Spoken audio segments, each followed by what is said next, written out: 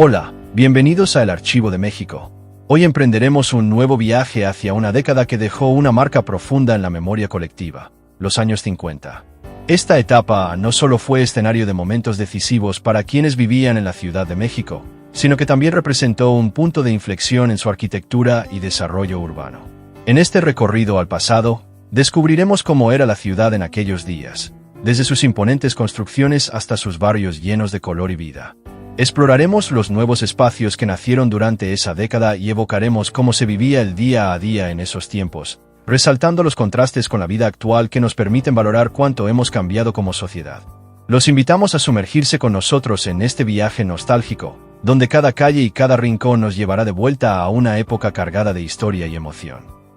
Acompáñenos a revivir los años 50, una década que marcó un antes y un después en la evolución de la Ciudad de México.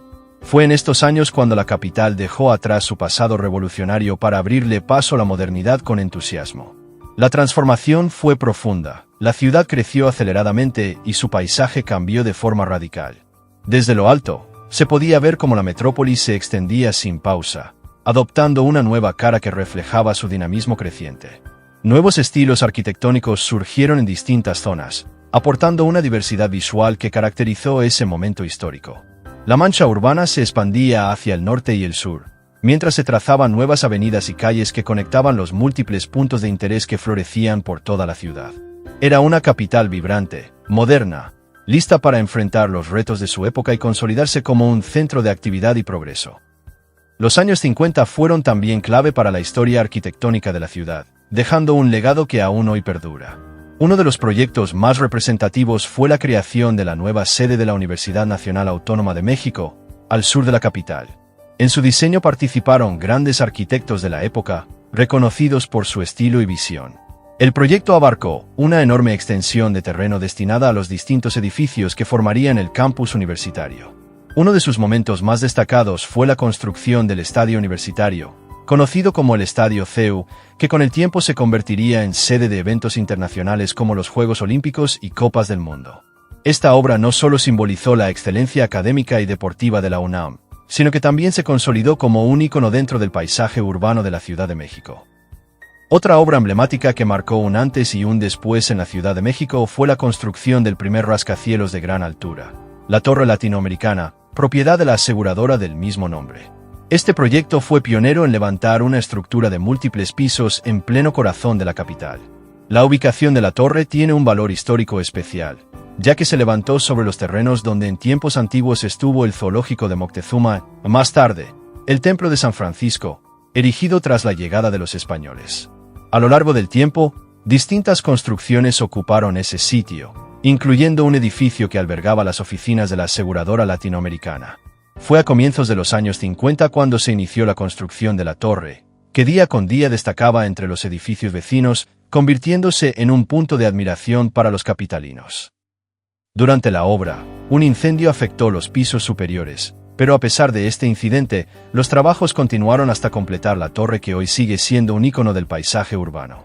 Aunque en su momento fue el edificio más alto de la ciudad, con el paso del tiempo ha sido superado en altura. Sin embargo, su valor simbólico y arquitectónico permanece intacto. En esa misma década se inició otro proyecto innovador, el complejo habitacional conocido como el Multifamiliar Juárez. Esta ambiciosa propuesta buscaba ofrecer vivienda a una gran cantidad de familias en la Ciudad de México y fue diseñada por los destacados arquitectos Mario Pani y Salvador Ortega. El conjunto estaba formado por 19 edificios que albergarían cerca de 1000 departamentos. Una de sus particularidades más notables fue la incorporación de murales decorativos en cada edificio, obra del reconocido pintor y escultor Carlos Mérida. Estas piezas no solo aportaron un elemento artístico único al entorno, sino que también capturaron la riqueza cultural de la época. Durante los años 50, el Multifamiliar Juárez fue considerado un lugar privilegiado, al punto de ser llamado el Milagro Mexicano.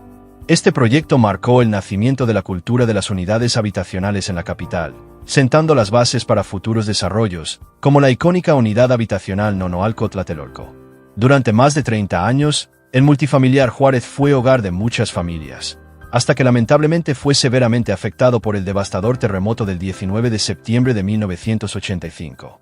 A pesar de su trágico desenlace, este conjunto, Ubicado en la colonia Roma e inaugurado en 1952, permanece en la memoria de quienes lo habitaron o conocieron como un testimonio de una época y de una visión arquitectónica atrevida y vanguardista. A lo largo de esa década, las calles de la Ciudad de México reflejaban el constante cambio que vivía la metrópoli. Nuevas vías comenzaron a destacar, entre ellas el viaducto Miguel Alemán, considerado en su momento como la obra vial más moderna del país. Estas construcciones respondían a la creciente necesidad de conectar con zonas emergentes, como Ciudad Satélite, donde a finales de los 50 comenzaron a venderse terrenos destinados a viviendas familiares en el Estado de México. Al mismo tiempo, la Colonia del Valle empezó a consolidarse como una zona de creciente relevancia.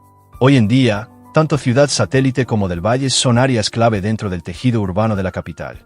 En las calles del centro comenzaron a alzarse nuevas edificaciones que aportaban un aire moderno a la ciudad.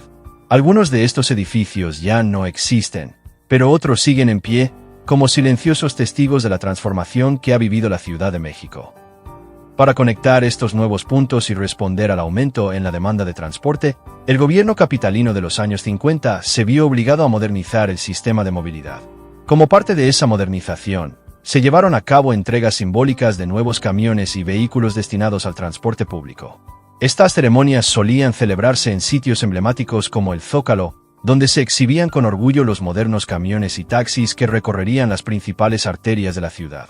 Gracias a ellos, miles de ciudadanos contaron con un medio de transporte más eficiente, cómodo y confiable, acorde al crecimiento de la gran urbe. Aunque hoy en día esos vehículos puedan parecer anticuados, en su momento representaban lo más avanzado en tecnología y confort que el gobierno podía ofrecer. Las imágenes de su entrega no solo documentan un esfuerzo por modernizar el transporte, sino que reflejan el espíritu de progreso que vivía la Ciudad de México en los años 50. Durante esa década, el tranvía seguía siendo el principal medio de transporte. Su color amarillo y los anuncios en sus costados lo hacían inconfundible. Aunque eran modelos antiguos, seguían operando con eficiencia, conectando distintas zonas de la capital. La historia del tranvía en la ciudad se remonta al siglo XIX, cuando eran tirados por mulas, hasta que fueron sustituidos por versiones eléctricas.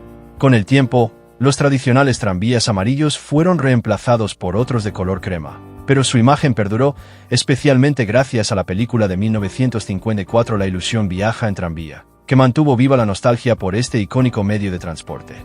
Y ahora, llegó el momento de la trivia. ¿Puedes reconocer la calle que aparece en esta imagen? Cuéntanos tu respuesta en los comentarios.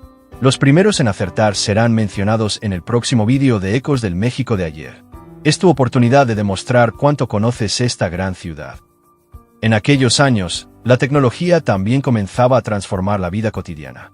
Muchos hogares buscaban comodidad y entretenimiento con nuevos productos, entre ellos, la televisión, que llegó para cambiarlo todo. Sin embargo, era un lujo que pocos podían permitirse, ya que su precio era muy elevado. Las transmisiones eran completamente en vivo y en blanco y negro, pues aún no existía ni la grabación en vídeo ni las televisiones a color. Aún con estas limitaciones, la televisión causó sensación, y varios de sus programas se volvieron parte de la memoria colectiva, marcando el inicio de una nueva era en la cultura popular.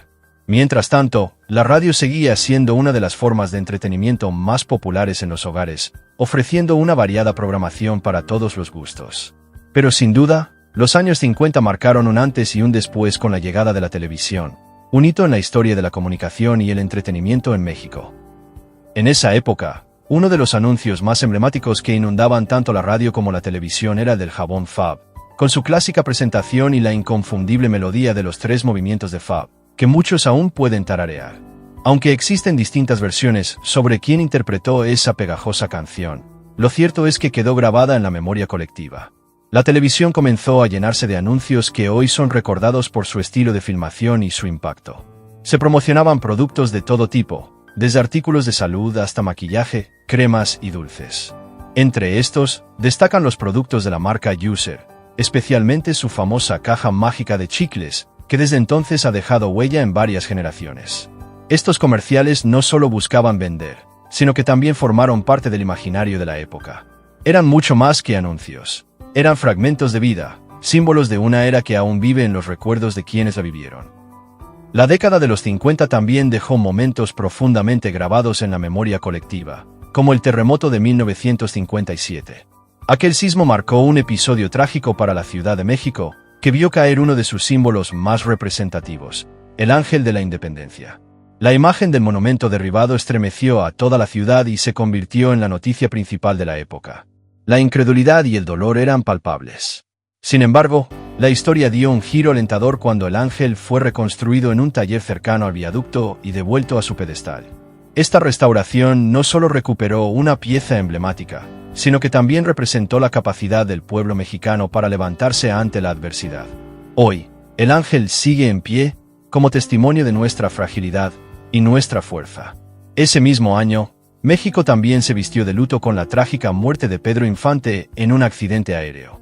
Su partida sacudió al país entero. La noticia se esparció rápidamente, y su sepelio se convirtió en un evento sin precedentes. Multitudes llenaron las calles de la capital para despedir al ídolo del pueblo. Aquella conmovedora muestra de cariño evidenció el inmenso impacto que Pedro Infante tuvo en la cultura mexicana.